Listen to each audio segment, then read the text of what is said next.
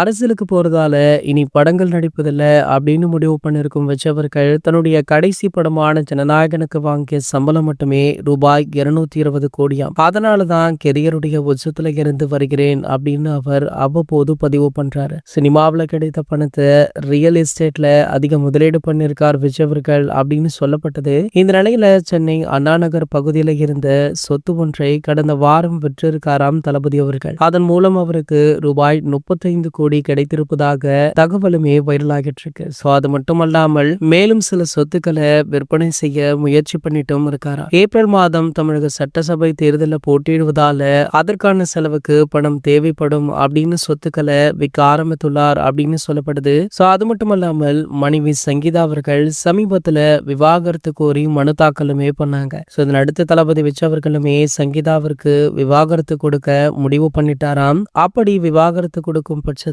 ஜீவானம்சம் கொடுக்க வேண்டும். அது மட்டும் இல்லாமல் சங்கீதாவிற்கு ஒரு சில செட்டில்மெண்ட் எல்லாம் பண்ண வேண்டும் அப்படின்றதுனாலுமே தளபதி விஜய் அவர்கள் அவருடைய சொத்துக்கள் பலவற்றை தொடர்ந்து விற்று வருவதாக சொல்லப்படுது. ஆகையால தற்போது இந்த தகவல் சோசியல் மீடியாக்கள் வெளியாகி வைரலுமே ஆகிட்டு இருக்கு. இது போன்ற செய்திகளை பத்தி நீங்க உடனே தெரிஞ்சுக்க நம்மளுடைய சேனலை மறக்காம சப்ஸ்கிரைப் பண்ணிக்கோங்க.